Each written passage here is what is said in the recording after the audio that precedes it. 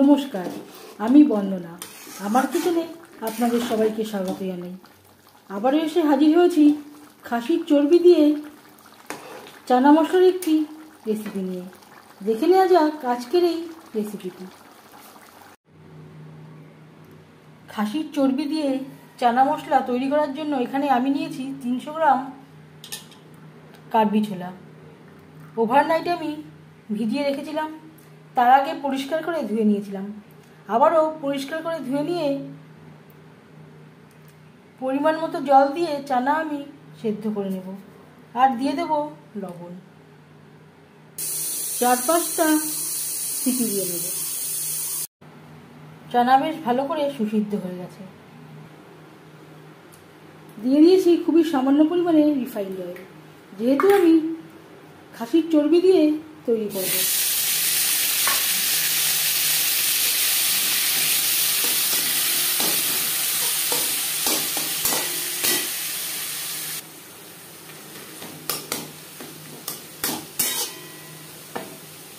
এর সাথে দিয়ে দেব পেঁয়াজ কুচি।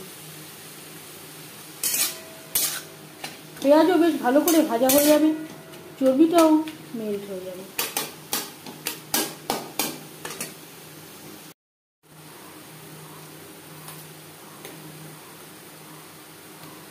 আর দিয়ে দেব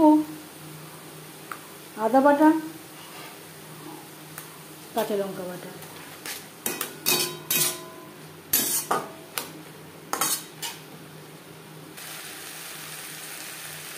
এক চামচ রসুন আমি থেতো করে নিয়েছি। পরিমাণ মতো হলুদের গুঁড়ো, স্বাদ মতো লবণ। এর আগে একবার লবণ ব্যবহার করেছিলাম, সেটা মাথায় রাখতে হবে। 1 চামচ ভাজা মশলা। এখানে রয়েছে ধনে, জিরে, গোলমরিচ, তেজপাতা, শুকনো লঙ্কা, জয়িত্রী, জায়ফল, আরও অনেক মশলা ও মৌরি।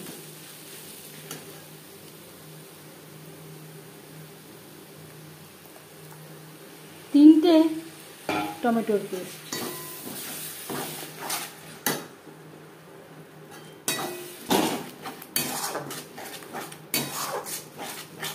টমেটোর কাঁচা গন্ধ যাওয়া পর্যন্ত নাড়াচাড়া করে নেব।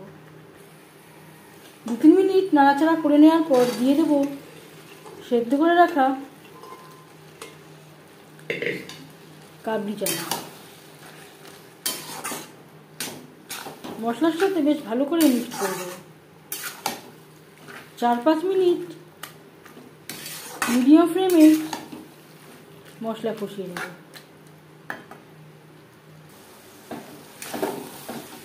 কাঁচা লঙ্কায় প্রচণ্ড ঝাল, তাই আমি আর লাল লঙ্কার গুঁড়ো ব্যবহার করলাম না। আপনারা চাইলে লাল লঙ্কার গুঁড়ো অ্যাড করতে পারেন।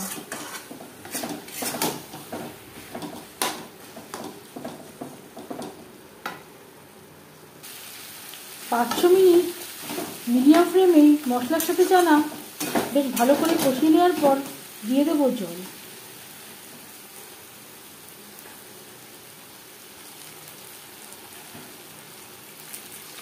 এখানে আমি মশলা ধোয়া জল ব্যবহার করলাম। জল কতটা অ্যাড করবেন সেটা সম্পূর্ণ নির্ভর করছে আপনার উপর।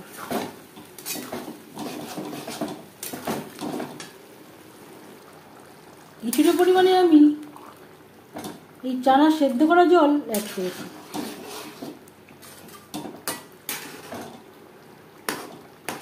চার 5 মিনিট রান্না করব।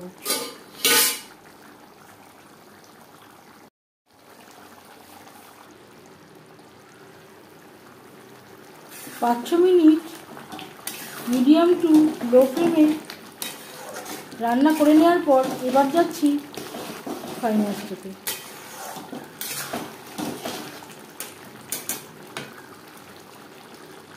গ্যাসের ফ্লেমটাকে হাইতে করে দেব।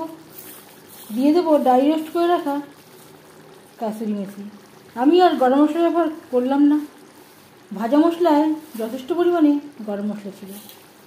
আপনারা চাইলে এই পর্যায়ে সামান্য পরিমাণে গরম মশলা অ্যাড করতে পারেন।